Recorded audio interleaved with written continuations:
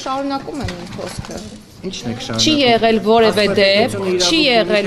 դեպք, երբ դուք ինձ հարց տաք եւ հարցը թողնվի անպատասխան եւ ես չտրամադրեմ ժամանակ։ Դուք ներողություն, բայց լրագրողների հարցերին սպառիչ պատասխանեք։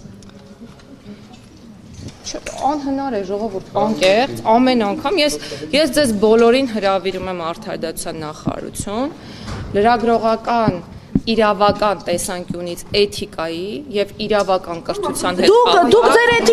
էթիկային հետևեք, այդ ինքնավստահությունը ձեզ ով է տվել Փաշինյանը, այդ ինքնավստահությունը լրագրողների հետ այդ տոնով խոսելու, դասախոսություններ կարդալու, ով է ձեզ այդ իրավունքը տվել։ Ավարտեցի։ Չէ, չավարտեցի, հարց տվեցի, դուք էլ պատասխանեք։ Հայաստանի վարչապետը երբ այդպիսի բառեր է օգտագործում, Այսինքն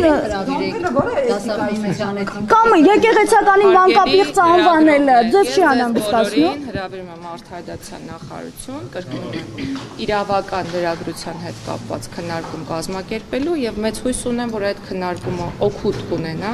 եւ դրանից հետո մենք հնարավորություն կունենանք խաղաղ պայմաններում հարցեր տալու եւ հարցերի պատասխան։ Այդ դասախոսությանը դուք մի հատ մասնակցեք։ Սահմանազոտ ասաց, որ իրավական լրագրության մասին կարող